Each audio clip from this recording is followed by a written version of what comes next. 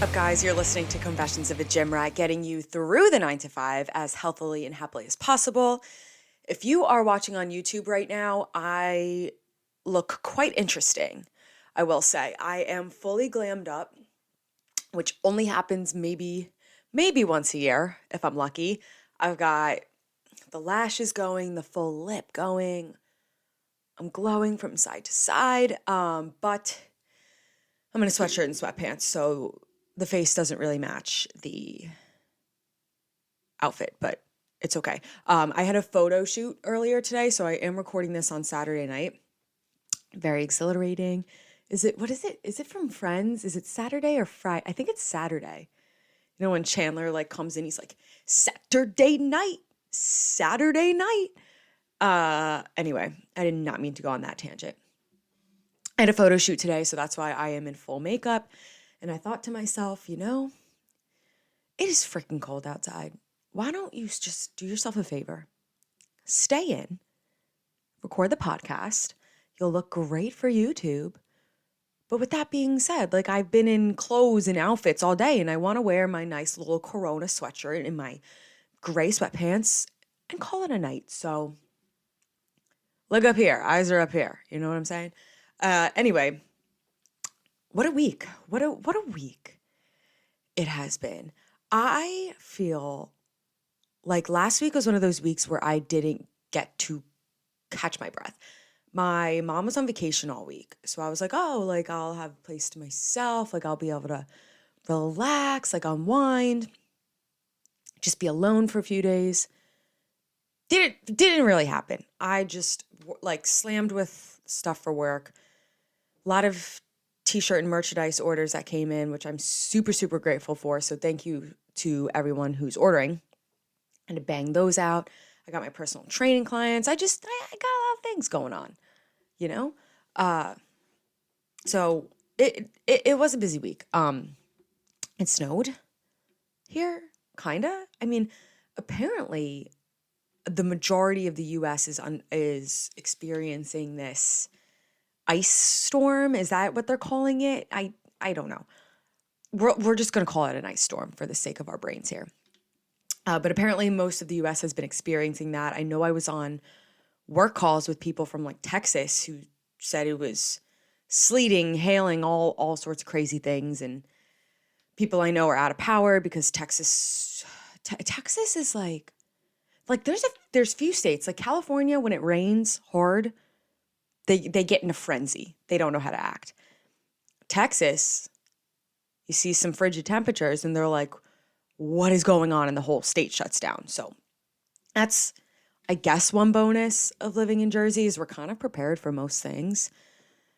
On the other hand, it would have been nice to have a day off or so from work for not having power. But anyway, it wasn't that cold here. It was like mid 40s, I would say, all week. So I thought it was pretty odd that the majority of the country was experiencing this ice storm and we weren't, because Jersey normally gets snow, And then, what was it, Wednesday, I woke up to go to the gym at 5 o'clock in the freaking morning, 5 o'clock in the morning, which I'll get to that. But I came out of my room, and when you leave my room, I'm at the end of the hallway, top of the staircase. We have high ceilings on the first floor, so when you're standing at the top of the staircase, you can see out these windows that are about streetlight level, I would say, like the poles on the streetlights. So I come out of my room, it's pitch black in my house. I look out the window, and in the streetlight, I see straight up snowflakes, just straight up snowflakes. And I audibly said to myself, because I was alone this week, at 5 o'clock in the morning, I said, oh, you've got to be kidding me right now. And normally, growing up as a kid, I loved snow days. I still do. It's just, you get out of work a little bit. You get out of school when you were a kid, and it's fun. It makes the ground really pretty. You can play in it, whatever. But if I don't know it's coming, I'm I'm thrown for a loop because now I'm like, okay, well, now I got to scrape off my car. Like, I have to worry about that? Nonsense. Anyway, though, it stopped snowing by the time I left the gym. And by the time I went outside for lunch, it was just gone completely. We have just not had a snowy winter, which is kind of alarming. For me, like, people are like, oh, thank God, like, it hasn't been that cold, which I'll take that. Like, the 7 degrees that I woke up this morning, not my thing. Not my thing at all. However, don't you think it's slightly concerning that a place that's supposed to get like frigid temperatures and snow is oddly warm during the winter? That, it just doesn't sit right with me. Which I am segueing like a freaking boss today. Like a freaking boss. That brings me to my next discussion, my next topic. And this one, I've been kind of joking around about it for the past day now. I literally only found out yesterday. I kind of been joking about it. And then I have to like sit myself down and I'm like, no, this is actually not funny. Like, it's not a joke anymore. You guys know that I've been watching The Last of Us. I've been talking about it for the past 3 weeks now. I'm sure that a lot of you guys are watching it. If you're not, I was going to say if you're not, you should go and watch it. But based on what I'm going to say, totally up to you. I think you should, at least for the education purposes. But anyway, phenomenal show. Sidebar, didn't realize that the guy who played Bill in last week's episode, in case you're watching, was Ron Swanson. I don't know the actor's name who plays Ron Swanson. But that really changed. That really changed things for me. And apparently Frank was Armand from the first season of The White Lotus. Freak. Armand, freak character. Did not like him. But yeah, there are certain actors that they will never be any role other than their most iconic one to me. Like Steve Carell. I've seen him in other things. I've seen Crazy Stupid Love. I've seen oh my God, what's the one called about like 2008? The Big Short. But to me, it's fake. He's Michael Scott, and that's it. Seeing Ron Swanson pop up in The Last of Us, I didn't realize at first, actually, because he looked so different. And then I heard it on a different podcast, and I was like, God, I wish I didn't hear that, because now I'm replaying everything, but with the Ron Swanson mustache, and it's not sitting correctly with me. Same thing with, now I'm blanking on her name too. What is her name? I really should know this. The one that plays April Ludgate, and she was just in The White Lotus. I'm blanking on her name, but you guys know what I'm talking about. Can't see her as anything but April Ludgate. Anyway, that's a sidebar.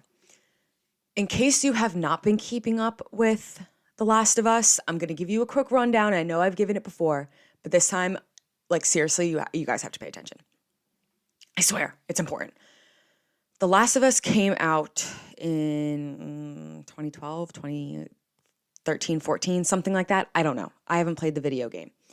But it is a video game. Obviously, it was popular enough over the past decade for HBO to make a show out of it, and now the show is extremely popular.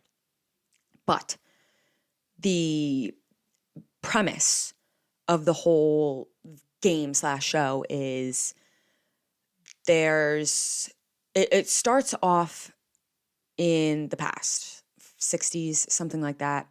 And I don't know how it starts off in the game, but at least in the show, they're sitting down, two scientists being interviewed for TV, and they're talking about viruses and stuff. And they're explaining how humans don't get fungal, like fungi viruses, which honestly, no, I guess you can get like a fungal infection, but you can't get a fungal virus because of the fungus needs like heat, like a certain temperature to survive. Our bodies and like the earth are just too cold for fungal viruses to exist. So that's why we never have to worry about that. But fungal viruses would be really freaking bad if they did occur, if they were able to grow I don't know, I forget the exact science behind it, but basically it kind of turns people almost like rabid, like almost like rabies, honestly, just morphs them. They're trying to attack other people, whatever. So that's how the show starts off, and then obviously, you know that that's what's going to happen in the show. The Earth is warming up, global warming, whatever. So these fungal viruses are able to live. Outbreak starts. Shit hits the fan. These people are biting each other. They're all funky, moving, all distorted. And if you want to look up a clip, feel free. But basically, the whole point of the show is, yeah, this wasn't possible. But then because the Earth is warming up, it's possible now and it's happening. And they live in a post-apocalyptic world. Now, why am I telling you this? Why do you care? That's because I was in the gym yesterday, minding my own goddamn business, tooting along. Don't know what that sound was.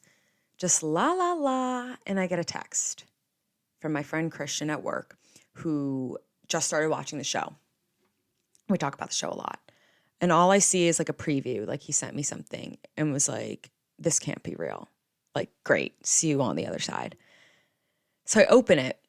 And the first thing I see is a post. Just from a post from an Instagram account. Like I didn't see anything else. I think I've heard of this Instagram account before, but it's not one that I frequent, if you will. Puberty, that's what it's called, which I don't like to say at all because it sounds like a weird mix of puberty and pubic. Gross. Anyway, let me see if I could pull it up actually, because this story will be a lot more accurate if I could pull it up. Okay. He says, wonderful. And it's a headline from the Post. Dangerous fungi spreading and possibly adapting to heat as temperatures rise. So I see that in the gym. And I go, shut the freak up. Dude, that can't be real. What is the credibility of this account? There is no way. There's just no way. And he goes, the source is the freaking Wall Street Journal. And I go, well, that's not awesome. That's not awesome at all. So sure enough, I look it up. I think I typed in like fungus, Wall Street Journal. Here's the article. Dangerous fungi are spreading across, you know what? Gosh darn it. To continue reading, I have to be a Wall Street Journal fan. Whatever. Anyway, dangerous fungi are spreading across U.S. as temperatures rise. Some fungi, such as the type that causes valley fever, which I guess is what happens in The Last of Us, might be adapting to endure more heat stress. I didn't really read too much more. It's dangerous fungal infections are on the rise and growing. Body of research suggests warmer temperatures might be a culprit. So what I'm getting from this is that not all fungal infections are life-threatening. I mean, you ever had a case of the athlete's foot? Be honest. I'll tell you right now, I have.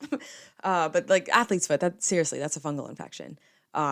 Wrestlers, ringworm, that kind of stuff. Valley fever, I guess, is the one that's pretty life-threatening. And apparently it's becoming possible that these types of fungi are able to live in today's world. So that's just really upsetting. I've been like joking around with it. Like I was like, oh, I think my best bet right now is to hunt down Pedro Pascal with a pair of handcuffs. And I'm laughing it off, but like this could very well be a problem.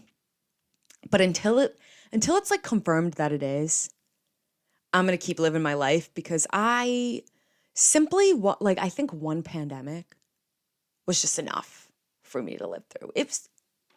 I'm good. We barely recovered from the last one. The ozone layer supposedly is healing itself.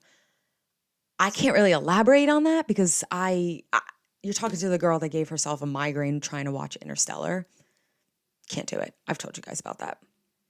But anyway, that's your current event. That's your current event news statement thing, whatever, for the day.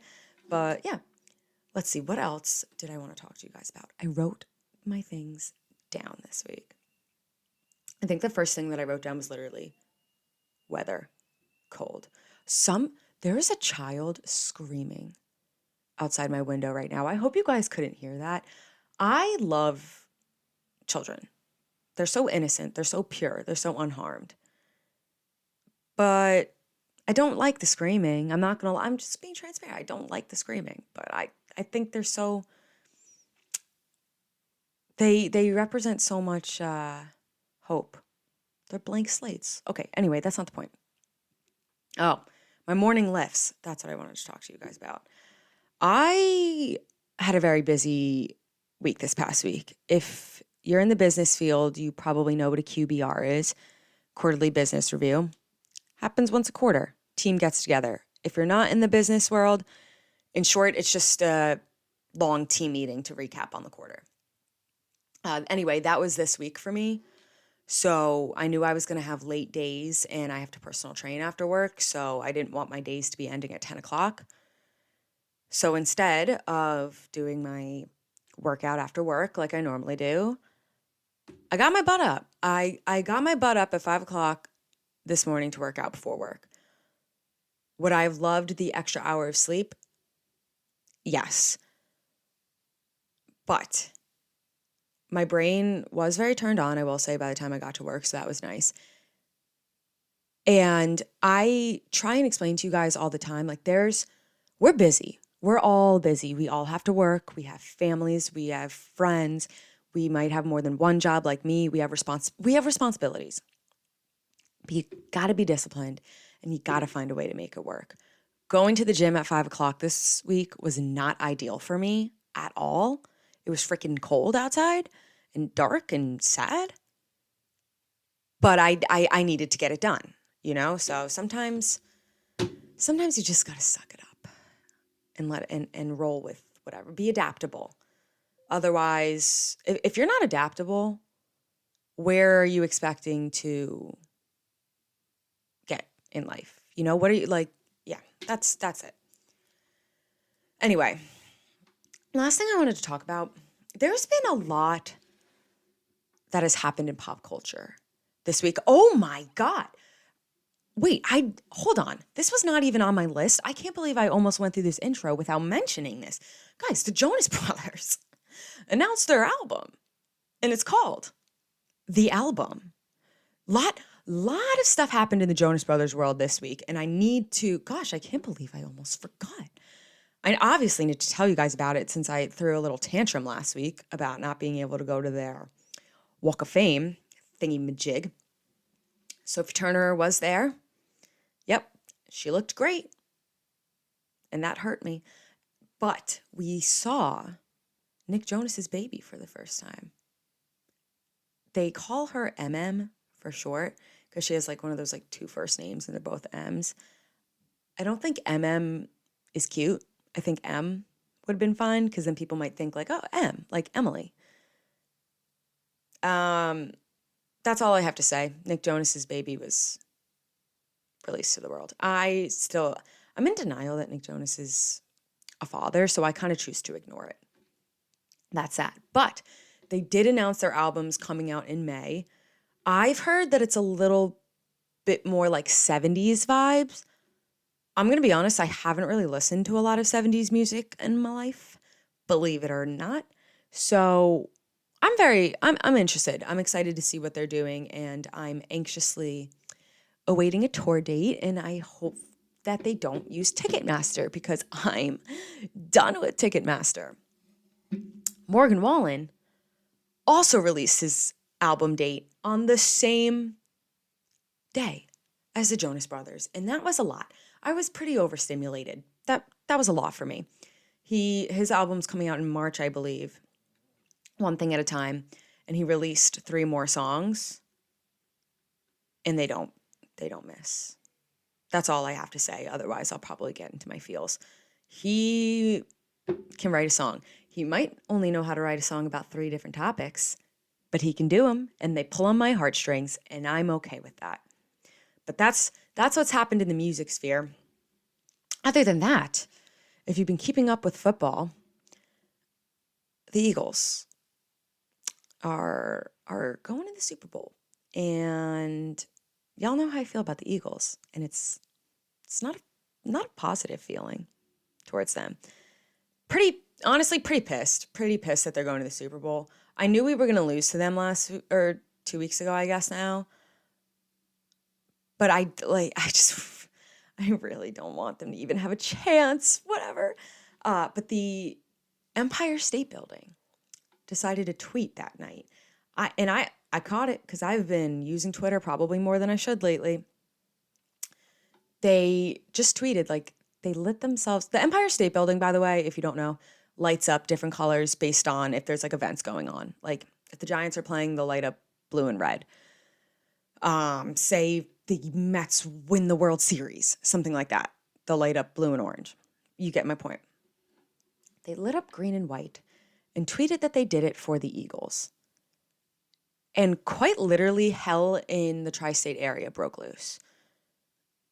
We're like, first of all, Pennsylvania, not in the tri-state area. So why is that even necessary? Why is that on your radar? 2, New York has 3 football teams. None of them are the Eagles. 3, the Eagles and the Giants, New York's probably, at least New York City's most popular football team. They're in the same division. And they kind of kicked the crap out of us last week, so that's really uncool. 4, all Philadelphia does is talk crap about New York. So why are we feeding into that? Why? They try to bounce back. Apparently there were reporters like swarming the building when this happened. They tweeted later, "Oh, now we're lit. We hated that as much as you did. We're lit up red and white now for the Kansas City Chiefs." And it's like, maybe just go silent. Maybe we don't talk about that anymore. We just light up yellow, like the normal light color. Made no sense. Not sure if that was supposed to be some little marketing tactic or whatever. Like, no, nobody forgets about the Empire State Building. Like, you don't need attention like that. And you gave Philly the satisfaction. For what reason? For what? But yeah, so that happened. And then I guess Tom Brady is retiring. And I say that with a little skeptical little look. I don't know. I do think he's done this time. Like, my instinct is like, you can't do this twice. But at the same time, like, that man cannot give up football. He can't. And he's got a freaking movie that just came out too. And then he decided to retire the next morning. And I actually saw a tweet that was really funny. If you didn't see his announcement, like, he took a video of himself like sitting in the dunes on the beach and was like, "Hey, like, blah, blah, blah, retiring." I saw this tweet. It was like, imagine you're like taking your dog for your morning walk and you see Tom Brady in the dunes retiring. And I just thought that was funny. But good riddance. That man throws a lot of hissy fits. His time is done. He has done great things, but Eli Manning beat him twice. And to that I say, happy retirement, Tom Brady. Anyway, I just rambled on. Let's get into today's episode. I am going to be going over how to create a split and how to structure a workout.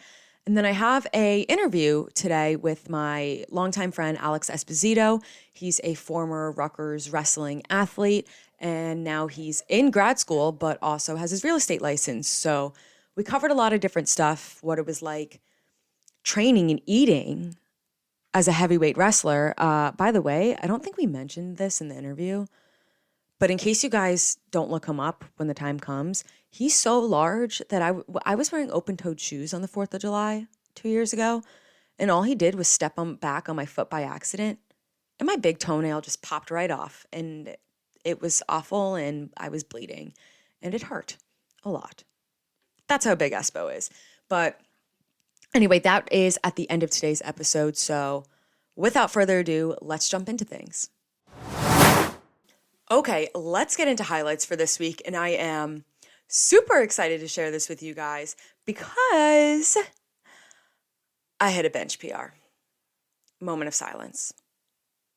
Thank you very much. Okay, seriously though, guys, I have been, oh my gosh, I started I started bench pressing later than I should have because, like most girls, I was scared. I didn't know how to do it. So I just avoided it instead of challenging myself. So I finally started bench pressing my senior year of college when the gyms opened back up. Woohoo. Remember those days. So I guess this is like what I went through, 1, 2, 3, third year benching.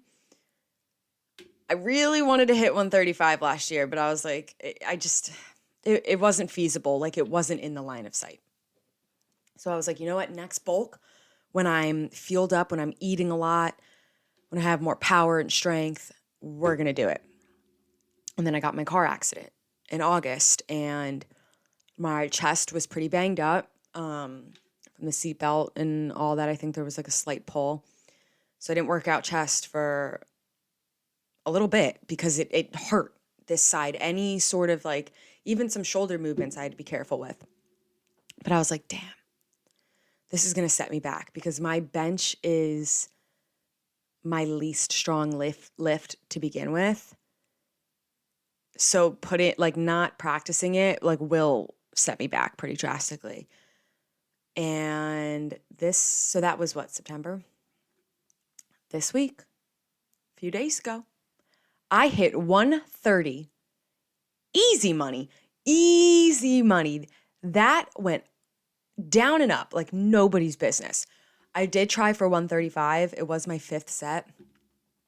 Didn't happen last week, but it's in the line of sight now. Like it is feasible for me to accomplish in the next month, 2 months, whatever, if I keep practicing this. It's closer than it ever has been. And at the end of the day, I still hit a PR. And it's pretty damn close to a full plate, which is pretty impressive for a girl. And I know a lot of girls that can bench a lot more than me, and guys are crazy with the bench, but I don't care. This was a huge PR for me, and I'm super happy. So that was my fitness-related highlight, obviously, for the week. My non-fitness-related highlight, I did my first non-fitness related photo shoot this past week. It was a little Valentine's Day theme. That's why, I've got the makeup on. Already told you guys about that. But I have been wanting to get more comfortable in front of a camera and expand my portfolio and really just be more natural and fluid in front of a camera. So I was very excited that I had this opportunity to do this photo shoot. I'm very excited to get the pictures back. I know they're not going to be perfect. They're not going to be the most impressive things in the world. But every time I do this, I'm getting a little bit more comfortable and a little bit more natural with it. So that's something that I've been doing for myself. And I've really been trying to focus on pushing myself, using what's the word? Not using, but like taking advantage of all the potential and opportunities that come my way. So that was my non-fitness related highlight for the week. As always, I challenge you guys to take a few minutes and just sit down and reflect. Could have been the smallest thing. It could have been a meal for you. It could have been the fact that you woke up on time for something. Whatever it is, just take a few seconds today and think about what your highlights were. You don't have to tell anyone. You don't have to be a little cheese ball, but just think about them yourself. And it goes a long way. Goes a long way with the mindset. All right, let's get into the nitty-gritty here. How to build a workout split and a workout yourself if you have no idea what the heck to do. This is definitely something that I wish I had learned when I first started going to the gym, because I mean, it's like anything. It's like a job. Like if you walk in and you don't know what you're doing and you don't have resources to guide you, how are you supposed to know what you're doing, right? So what I tell my clients, there's not one split that's going to work for everyone. There's not one split that's going to work for me. Like my own split, I change every 4 to 6 months or so just to continuously challenge my body. But everyone's is going to be different based on their capabilities, their exercise history, and their goals. So When I have clients that are just starting out in the gym, they do not regularly go yet. I'm like, let's start small. Let's start with a 3-day split. It's a lot harder to build something into your routine and be consistent with it when you're throwing yourself at it all at once. Everyone's different. If you're the type that can and you like wholeheartedly believe that, then go for it. I have found through my years as a trainer, it's more feasible when people like dip their toes in. You start going 3 days a week and you're like, okay, I can do this. I can do 3 days a week. Actually, I could do 4 days a week. And then once you start going, you just fall in love with it. And then it's like, not only can I go 4 days a week, I want to go 4 days a week, or I want to go 5 days a week. So that's the first step in figuring out your split. How many days are you going to go? If you're a beginner, I do recommend starting off 3-ish days and then building your way up. But you have to be honest with yourself too. Odds are, unless any of my clients are listening, I'm not your trainer. So I can't tell you, nobody can tell you, go this day, and this day. Nobody's going to hold you accountable. So that's the big thing. Like right off the bat, you got to be honest with yourself and you have to hold yourself accountable. But first step, like I said, picking out how many days we're starting with. Once you pick out how many days, then we can go into breaking down the split. I don't skip muscle groups. I don't. Unless you have a doctor's note that says, do not exercise this muscle, there's absolutely no reason that you should be skipping muscle groups, in my opinion. Do I want to, is my focus building a muscular chest? No, it's not at all. I don't really care if there's muscle there or not. I don't care. I just don't aesthetically. But I still exercise it because it's a healthy way to make sure that those muscles are being exercised. And when I'm older, they don't become saggy. I don't know, like they're strong. It's just like anything else. I don't go super heavy and I'm not like really trying as hard as I am with my other body parts, but I'm still exercising it. Okay. So that's number 2. We don't skip muscle groups around here. So then what I was saying is based on the amount of days that you pick out for yourself, we'll find out how should we break this up so I'm hitting every body part in those X amount of days. This is where there's no right or wrong way to go about it. I've seen every pairing under the sun. Like I said, I switch my stuff up all the time. I typically, one thing that does stay consistent, because I do go I go 6 days a week to the gym. My leg days always stay the same. I have 1 quad day and 1 hamstring day. I have found that it's easier for me to really target each muscle when I separate them. I've just seen better results personally that way, so that's how I keep it. But my upper body, I switch around based on, I don't know, not what time of year it is, but where I am in my cycle, what my split is versus what it was. And So typically starting out, I paired together for upper body. I did back and bis because those are both using pulling motions, pulling muscles. The biceps are a secondary muscle in every back exercise, so that's why I paired those together. Or I tend to pair them together. I don't always. Like I said, you guys get my point by now. Same thing for chest and triceps. That's why I see a lot of people pair those together. They both use pushing mechanisms. So every chest exercise, your triceps are assisting that push. They're a secondary muscle.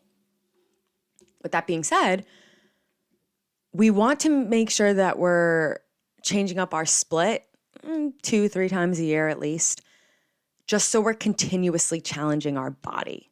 We don't want to get too adapt to things. It's also easy to fall into a rut that way. Be like, I do this every week. I don't need to write down my workout in advance. I'm fine. And then the next thing you know, you're not really giving your 100% in the gym. But Other pairings I've done, I do back by itself. I've done an arm day. I've done shoulders and chest. It doesn't matter, is what I'm trying to say. One thing I will recommend though, I give myself 2 full days in between my leg days just because, again, I break my leg days out, so hamstrings and quads, but I hit glutes both days. And if I'm feeling very sore, I want to make sure I'm mostly recovered from that before I hit legs again. Kind of piggybacking off of that, you don't want to hit the same body part multiple days in a row. You know, if I hit back and buys on Monday, I'm not going to hit arms on Tuesday because, again, our muscles need to rest. The bicep muscle needs to recover, and we need to give it time to do that.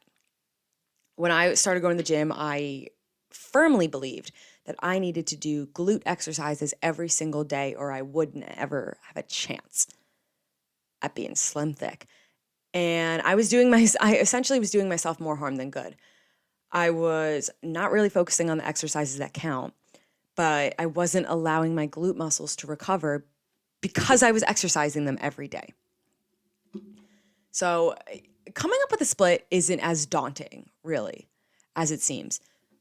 Pick out how many days you're going to go and then see how you could split it out. People like to do push-pull legs. That's another great solution. And of course, if you need help, you can take a look at my page, others' pages, and see kind of how they break down things, but there is no wrong or right.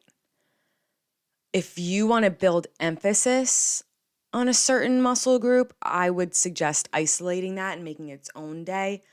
Like right now I'm bulking and I really want to grow my shoulders, my shoulder caps. So I do shoulders on its own day, not mixed with anything else. It's just one full workout dedicated to shoulders. And that's really it. That's how to build a split. Now that you figured out your split, how do you build a workout? What are you supposed to do in the gym? Is there a right way? Is there a wrong way? First of all, you can always use my page as a reference, of course. But I choose about 5 different exercises to put in my workout. 5 different exercises or 5 different groups. Like some of them will be a superset, so it'll actually end up being like maybe 7 exercises total. I found that 5 is the sweet spot. You don't want to overload yourself with every exercise under the sun. You don't want to be spending 2 hours lifting, doing 13, 14 different exercises. For the same reason that I said before, you don't want to fatigue your muscles. You need to give them time to rest. You don't want to overwork them. Because what happens when we lift, when we perform resistance training, our muscles tear. Very, very, very tiny microscopic tears, but they do. So when you're working out for 2 hours, you got to think about all those little micro tears that are occurring, and you're not giving your body that time to rest and recuperate. So there has to be like a stopping point, before we actually do end up injuring ourselves. I say that with a full-fledged warning. Weight training is not dangerous. You're not going to injure yourself just from weight training. Yes, our muscles do tear, but they're very, very tiny. It takes a while for it to become a problem, Gosh, where the heck was I? What did I say? Oh, that I don't want to exercise them all. No. Sorry, guys. I just had a brain fart. Okay, yeah. So I choose about 5 exercises for that reason. There we go. Back on track. Brought it back around. I start every single lift, no matter what body day it is, I start every lift with my hardest exercise. On quads, I start with squats. Hamstrings, I start with deadlifts. Chest day, I start with bench press. Because as we work out, we become more fatigued. So if I'm trying to do barbell back squats, 3rd exercise in, my body's already starting to get tired from the first 2 exercises that I did. So I always prioritize compound movements. My compound movements, my hard movements come first. That's when my energy is most fresh and I could really dig deep on that. And then I go into accessories. So I'll take you through like a leg day for me, for example, on a quad day. I'll start with my barbell back squat. Want to give that all my focus. That's got to be my number one. Then I typically move into hip thrusts or a hip thrust variation because those kick my butt. Quite literally, those kick my butt. They're hard, and if I saved them for any later, they wouldn't be happening. And then I'll go into some accessories. Some lunges, some maybe goblet squats, stuff like that. But I put my two biggest exercises first. How many compounds should you be doing is kind of determinant on, again, like what your focus is on. I am a huge advocate for compound movements because they work more than one muscle group. More bang for your buck. And then accessories isolate whatever muscle group that we're targeting. So there's no wrong or right answer as to there's no ratio compound to accessory. But you do want to make sure that you're putting a combination of both in. So like I said, compounds are exercises that work more than one muscle group. You can look it up online. There's always lists that you could go to in case you're not sure, but make sure that you are including both. And that's about it. In the shortest, most easy way possible, that's how to build your workout split and how to build your workout. One last thing though, I do put in 30 to 60 minute rest, 30 to 60 second rest times in between. So my body can recover, but my heart rate doesn't slow too fast or too much. And on the compounds like squat, deadlift, bench press, I go more 2 minutes because I'm focusing on strength. But that's that. How to build a split, how to build a workout by Liz. Thank you very much. All right, welcome back to another question segment with Liz. Like I say every single week, I put up question boxes on my story every Monday and Tuesday. Check it out. You could also DM me and we'll talk. We'll chat. I'll answer your questions here. The first question that I actually have did get sent through a DM, not a question box. Sorry, I just blanked, had a total brain fart there. And the question was, what are your thoughts on ashwagandha? And to be honest, I don't really know too much about it. I heard about it recently, and then now I've been hearing it come up more, and it seems to be growing to be more popular, helping with anxiety and things like that. It is natural, so I can't really see. It's natural, and from what I've heard so far, there's not really an addictive quality to it, so I guess I don't really see the harm. But personally, I don't have experience with it. I am medicated for my anxiety and I am doing great on it. So I don't think I can give like a full, full, trustworthy, credible answer to that question. Anyway, let's see what we have here. Hair product and styling Rex, please, love your bangs. Thank you very much, because there's a guy on my Instagram who comments every single time I have my hair pulled back and says, thank God no more bangs today. And I'm like, okay. But hair product and styling Rex, I only use one brand in my hair, and it's AG Hair Care. Paraben free, organic. I use the apple cider vinegar shampoo and conditioner. My hair smells great. My hair is super, super soft. And that's it. I have the Hot Tools curling iron. And I have the one with the clamp. It's a lot easier with the clamp. Even my hairstylist says it. You just clamp it, leave a little, like the ends coming out. So there's like a little end on the end, of course. Wrap it around the barrel and then release it in a straight downward motion. So the curling iron should be pointed up and when you release the curl. I have Hot Tools curling iron, Hot Tools hair dryer, and then my straightening iron is Chi, but I don't really use it. That's it. Advice for training yourself to constantly brace your core. So this is a good question. I'm actually not going to answer it right now because next week, brain fart or mouth jumble, whatever.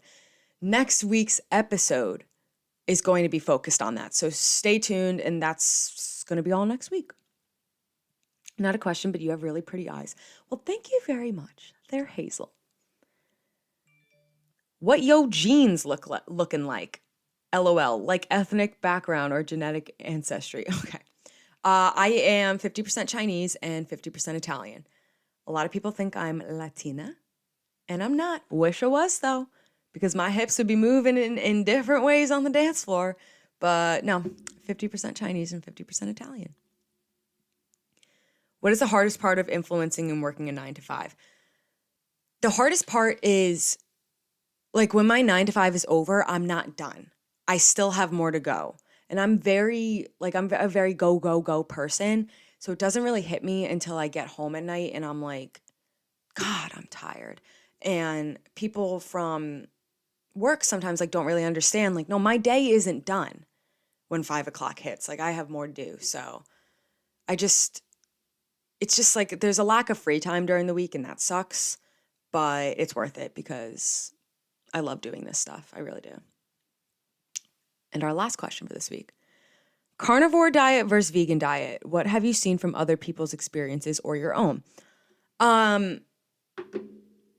Personally, my take on it is that men have been eating meat. Man, I say man, like, have been eating meat for centuries. And I don't know. I mean, I think if you're smart about it, either way, whether you're vegan or you eat meat, you need to be smart about, organic choices. Like there's the chemicals in all of our freaking food this day. It sucks. But personally, I couldn't live without meat. I think it's a lot easier to get your protein in without meat. And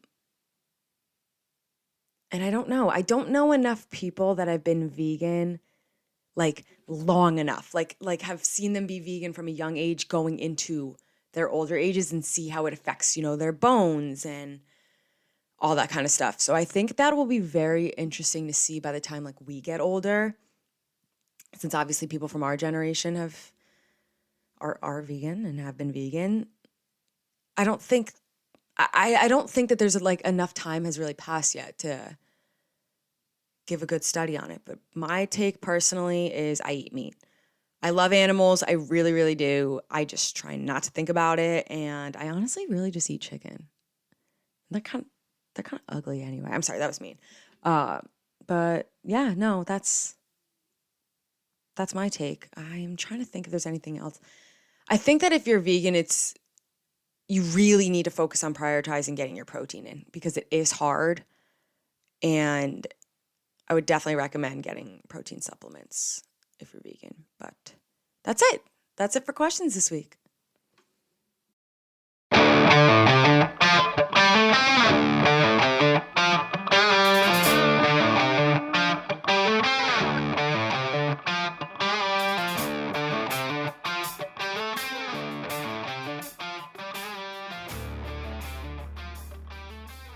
All right, everyone. I'm here with a very special guest today. I'm here with my longtime friend, Alex Esposito, former Rutgers wrestling athlete and now real estate agent, right, Alex?